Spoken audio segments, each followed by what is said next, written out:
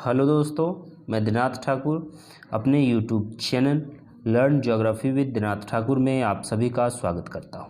दोस्तों, आज हम लोग का चर्चा का विषय है भूगोल के भूआकृति विज्ञान के अंतर्गत पृथ्वी की आंतरिक संरचना के स्रोत। कि पृथ्वी की आंतरिक संरचना, उनकी आकृति किस प्रकार है, उनसे संबंधित जो प्रमाण हैं, जो स्रोत है, उनके बारे में आज चर्चा करेंगे। तो दोस्तों चलिए शुरू करते हैं। लेकिन यदि आप हमारे चैनल में नए हैं, पहली बार हैं, तो हमारे चैनल को सब्सक्राइब कर ले, साथ ही लेटेस्ट नोटिफिकेशन के लिए बेल आइकन को दबा दें।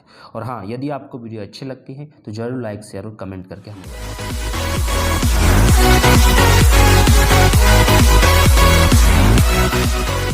जो हमारा है पृथ्वी की आंतरिक संरचना, इसमें हम लोग क्या जानेंगे। इसमें देखेंगे कि पृथ्वी की जो आंतरिक संरचना है वो किस प्रकार की है। तो इसके बारे में विद्वानों में अलग अलग मत पाया जाता है, कोई एक मत नहीं है, इससे संबंधित प्रमाण भी अलग अलग है। कोई विद्वान कहते हैं कि घनत्व के आधार पर इसमें देखा गया, कोई कहते हैं दाब के आधार पर देखा गया, कोई कहते हैं तापमान के आधार पर देखा गया। लेकिन वास्तविक रूप से यदि हम बात करें कि जो अफ्रीका में सोने का खान है, जो अफ्रीका में सोने का खान है, वो आपका जो है मात्र 3 से 4 किलोमीटर की गहराई तक ही खुदाई हो पाई है। उसी प्रकार आर्कटिक सागर में आपका कोल क्षेत्र एक जगह है जहाँ पर लगभग आपका जो है हम लोग जानते हैं कि 12 किलोमीटर तक खुदाई की गई थी, जिसमें यह पता लगाने की कोशिश किया गया था कि कितने अंदर हमारी पृथ्वी के आंतरिक कोर कहाँ पर है, कितनी संरचना कहाँ पर कैसी है। लेकिन ड्रिलिंग किया गया जो संभव हो सका 12 किलोमीटर। लेकिन हम लोग क्या कहते हैं, हम लोग ज्वालामुखी उद्गार के आधार पर भी यह प्रमाण निकालते हैं कि कहीं ना कहीं इसमें औसतन जो है ज्वालामुखी उद्गार से 60 किलोमीटर का एवरेज हम लोग को औसतन पता चलता है। तो इसमें अनेकों मत हैं, उन सभी मतों को हम लोग जानेंगे। तो इसमें जैसे कि सबसे पहले वैज्ञानिकों का जो मत है वो 2 प्रकार से है, इनके प्रमाण से संबंधित। पहला है ज्वालामुख, पहला आपका जो है हम लोग कहते हैं प्राकृतिक स्रोत, और दूसरा हम लोग का माना जाता है अप्राकृतिक स्रोत। इन 2 स्रोतों के माध्यम से पृथ्वी के आंतरिक संरचना के प्रमाण मिल पाए हैं। चाहे वो स्वेस महोदय के अध्ययन की बात करें, चाहे डेली महोदय के अध्ययन की बात करें, चाहे जेफरे महोदय के अध्ययन की बात करें, इन तीनों विद्वानों ने जो है इन अप्राकृतिक स्रोत को आधार बनाकर पृथ्वी के आंतरिक स्रोत की चर्चा करने का कोशिश किया है। साथ ही आधुनिक प्रमाण भी जब आप देखेंगे तो आधुनिक प्रमाण में भी उन सभी का जो है अप्राकृतिक स्रोत को ही आधार माना गया है। प्राकृतिक स्रोत में यदि आप चर्चा करें तो प्राकृतिक स्रोत के अंतर्गत 2 स्रोत मुख्य आ जाते हैं। एक आपका आता है ज्वालामुखी उद्गार, और दूसरा आ जाता है उसमें भूकंप से संबंधित स्रोत। ये 2 स्रोत काफ़ी मुख्य स्रोत माना जाता है प्राकृतिक में। उसी प्रकार अप्राकृतिक के अंतर्गत 3 मुख्य स्रोत शामिल है, जिसमें आपका पहला घनत्व है, दूसरा दबाव है, प्रेशर है, और तीसरा आपका तापमान होता है। ये 3 स्रोत है, इन स्रोतों के माध्यम से पृथ्वी का आंतरिक संरचना का भी पता चलता है। जैसे कि यदि आप चर्चा करें कि सबसे पहले हमारा चर्चा का विषय बनता है अप्राकृतिक स्रोत। ध्यान दीजिएगा, सबसे पहले और महत्वपूर्ण रूप से चर्चा का विषय हमारा बनता है अप्राकृतिक स्रोत, जिसमें हमारा मुख्य है घनत्व। तो हम लोग घनत्व क्या कहते हैं, घनत्व किसको कहते हैं, तो घनत्व कहेंगे कि प्रति इकाई क्षेत्रफल पर या किसी निश्चित क्षेत्रफल, ठीक है, किसी निश्चित क्षेत्र पर जो हमारा वस्तु का भार होता है, किसी निश्चित क्षेत्र पर जो वस्तु का भार होता है, यही उस वस्तु का घनत्व कहलाता है। यानी कि जितनी छोटी जगह पर वस्तु की जितनी अधिक भार होगी, उसका घनत्व ही उतना ही अधिक बढ़ते जाएगा, या फिर कहेंगे घनत्व उतना ही अधिक होगा।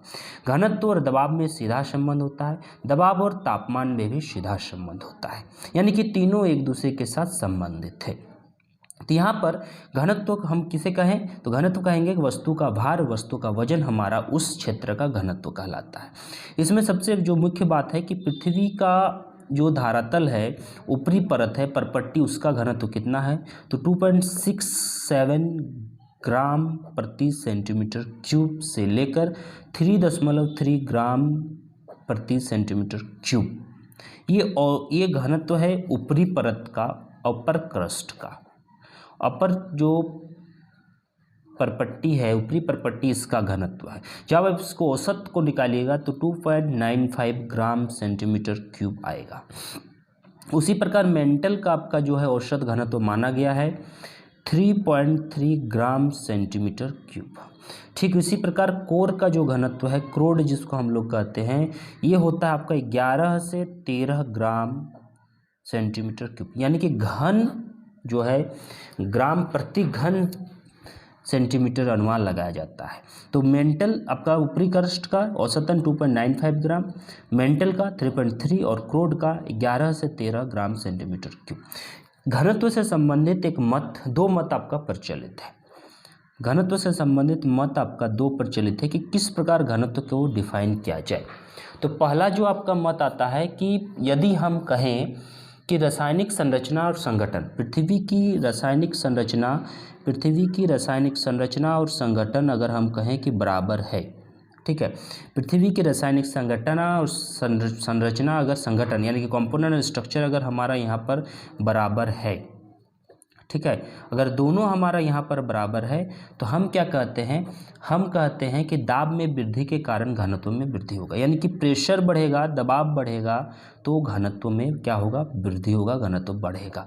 सीधा संबंध है कि यदि आपका रासायनिक संरचना संगठन बराबर है तो दाब में वृद्धि होगा लेकिन घनत्व में भी वृद्धि होगा। लेकिन एक हम लोग सभी पढ़ते हैं प्लेट विवर्तन के सिद्धांत में रीड महोदय का सिद्धांत, इलास्टिक रिबाउंड थ्योरी।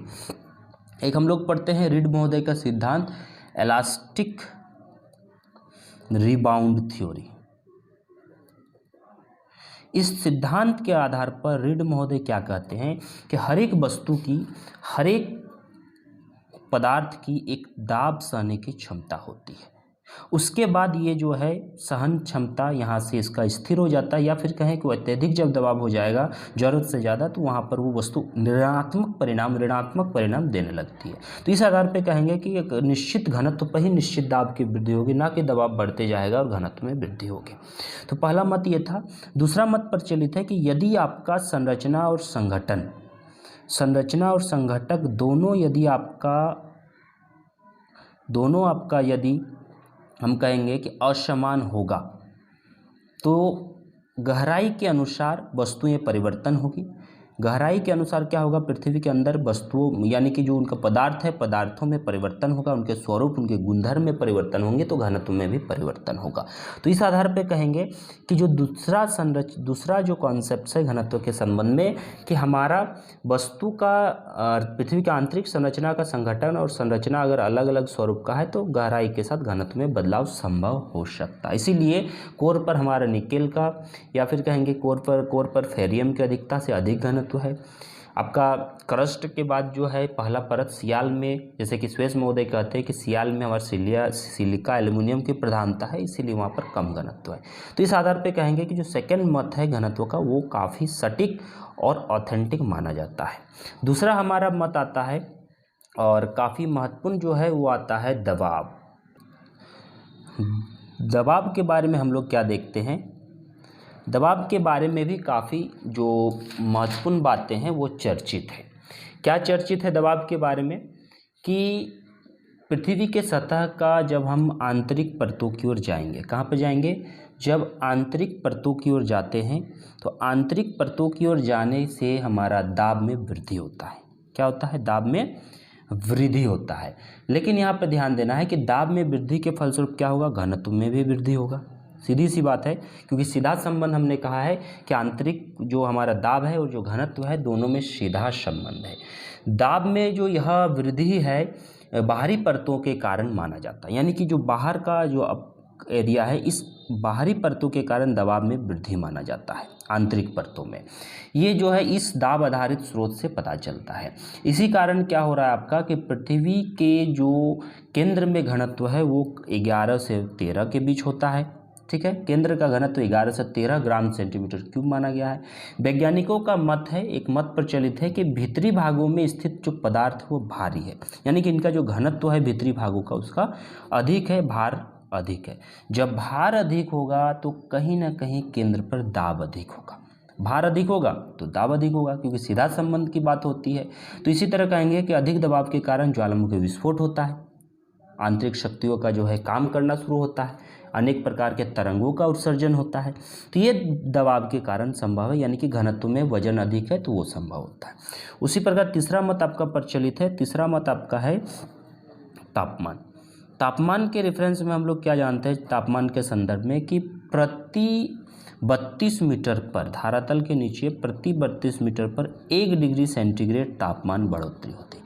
यानी कि परपट्टी से जैसे ही आप नीचे की ओर जाइएगा तो नीचे की ओर चलने के क्रम में 32 मीटर पर 1 डिग्री सेंटीग्रेड तापमान में बढ़ोतरी होती है। नियम के अनुसार देखा जाए तो यह अगर लगातार 1 डिग्री सेंटीग्रेड तापमान में बढ़ोतरी होगी, लेकिन एक जो हम लोग रीड महोदय का सिद्धांत कहते हैं, उस सिद्धांत के अनुसार एक निश्चित समय के बाद ये फिर ऋणात्मक परिवर्तन देखने को मिलता है। लेकिन इस नियम के अनुसार देखें तो 10 किलोमीटर के आसपास तापमान जो है लगभग ये 300 डिग्री सेल्सियस होनी चाहिए, ठीक है। और 40 किलोमीटर के आसपास ये चल जाएगा आपका 1200 डिग्री सेल्सियस। लेकिन वास्तव में ऐसा नहीं होता है, क्योंकि पृथ्वी के आंतरिक भागों में जाते हैं तो ये जो है परिवर्तन काफ़ी मात्रा में आपको देखने को मिलता है, काफ़ी मात्रा में ये परिवर्तन आपको देखने को मिलता है और काफ़ी अव्यवस्थित रूप से ये परिवर्तन आपको देखने को मिलता है। तो हम लोग कह सकते हैं कि उच्च दाब और जो उच्च ताप है दोनों में ही विभिन्न विद्वानों ने भी खोज करने का प्रयास किया है दाब और तापमान के रेफरेंस में, जिसमें वुलरिज और मॉर्गन का विशेष योगदान है। वुलरिज और मॉर्गन महोदय का इसमें विशेष योगदान है, जिन्होंने तापमान के बारे में बात करने का कोशिश किया है कि किस प्रकार टेम्परेचर में जो है वृद्धि होती जाती है। तो ये 3 हमारा प्रमुख मत था। इस मत के आधार पर यह प्रमाणित होता है कि पृथ्वी के आंतरिक भागों का जो अप्राकृतिक स्रोत है ये काफ़ी इम्पोर्टेंस है, दाब, तापमान और आपका दबाव, तापमान और घनत्व। इसके बाद आते हैं प्राकृतिक स्रोत में, हम किस पर आते हैं प्राकृतिक स्रोत। तो प्राकृतिक स्रोत में हम लोग चर्चा करते हैं 2, एक ज्वालामुखी उद्गार का और दूसरा हम लोग चर्चा करते हैं भूकंप का। ये 2 हम लोग चर्चा करते हैं, जिसमें सबसे जो महत्वपूर्ण है वो भूकंप है। भूकंप विज्ञान के बारे में हम लोग का चर्चा का विषय है। भूकंप के अगर संदर्भ में कहें तो भूकंप हम लोग जब अलग से पढ़ते हैं तो उसमें और स्पष्ट पता चलता है, लेकिन भूकंपीय तरंगों पर आधारित जो स्रोत हैं उस स्रोत के बारे में हम लोग देखेंगे।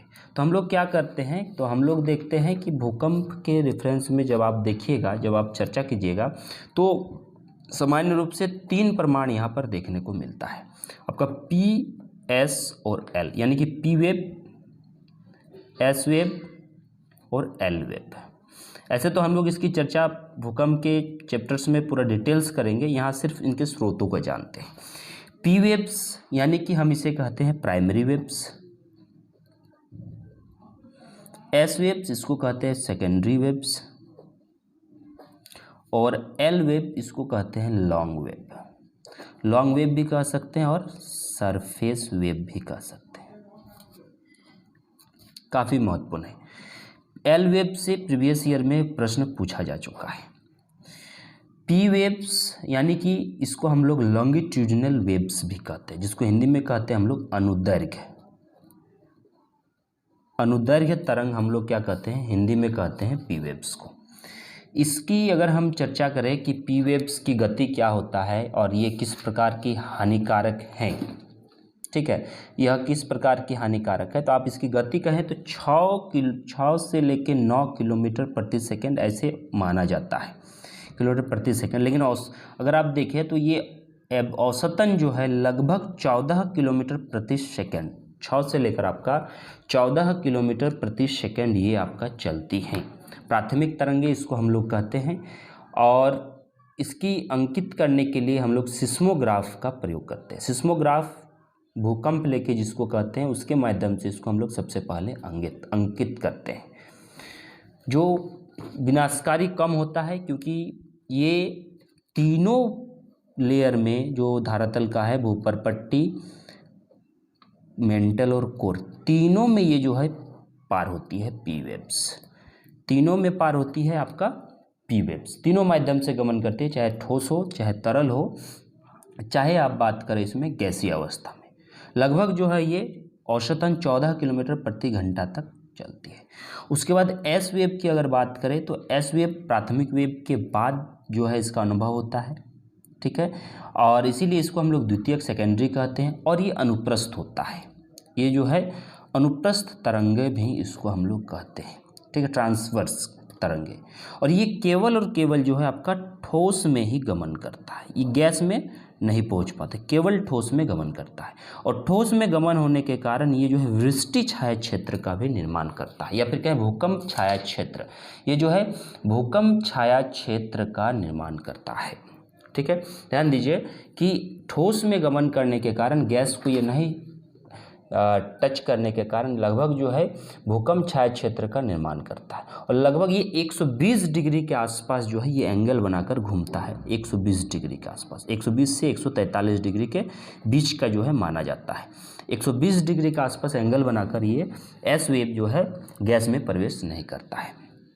और तीसरी जो आपका है महत्वपूर्ण है वो है आपका एल वेव, जो काफ़ी स्लो होता है, लगभग 3 किलोमीटर प्रति सेकंड में होता है। और आपका ये जो है क्रस्ट में सिर्फ जाता है और प्रभावित भी काफ़ी ज़्यादा है, विनाशकारी वेव्स भी इसको हम लोग कहते हैं। और इसको लव नामक वैज्ञानिक ने खोजने के कारण इसको हम लोग लव वेव भी कहते हैं। तो इन तीनों से प्रश्न पूछा जा चुका है। अनुप्रस्थ वेव्स का जो आपका एवरेज था वो है आपका लगभग 4 किलोमीटर प्रति सेकंड से 9 किलोमीटर प्रति सेकंड, ठीक है। तो ये तीनों वेव्स जो है ये भी काफ़ी इम्पोर्टेंट है। यहाँ पर और एक चीज़ जो है काफ़ी महत्वपूर्ण है कि जहाँ से भूकंप की उत्पत्ति होती है, इससे भी प्रश्न पूछा जा चुका है कि पृथ्वी के केंद्र से, मान लीजिए कि केंद्र अगर यहाँ से जहाँ से आपका भूकंप की उत्पत्ति होती है उसको हम लोग कहते हैं फोकस, ठीक है। और जहाँ पर ये आपका जो है अनुभव करती है, ये आपका हो गया मूल, भूकंपीय मूल। और ये हो गया आपका जो है ये हो गया आपका अधिकेंद्र कहते हैं इसको हम लोग, भूकंपीय अधिकेंद्र, ठीक है। यानी कि जहाँ से निकला उसको भूकंपीय मूल, फोकस, ठीक, इसको कहेंगे फोकस, सिस्मेसिक फोकस। और इसको अधिकेंद्र है जहाँ पर ये धरातल पर आया, यानी कि इसको हम लोग क्या कहेंगे, इसको कहेंगे एपिसेंटर, ठीक है। तो ये भी एक महत्वपूर्ण बात था। तो दोस्तों कैसा लगा हमारा ये वीडियो आप कमेंट करके ज़रूर बताएं। साथ ही साथ इसके बाद आने वाले वीडियो में हम लोग बात करेंगे विद्वानों से संबंधित मत जो आंतरिक संरचना से संबंधित वो दिए हैं। साथ ही आधुनिक प्रमाण भी बताएंगे, आधुनिक संरचना भी बताएंगे जिससे संबंधित निरंतर प्रश्न पूछा जाता है। तो चलिए दोस्तों मिलते हैं अगले वीडियो में। धन्यवाद।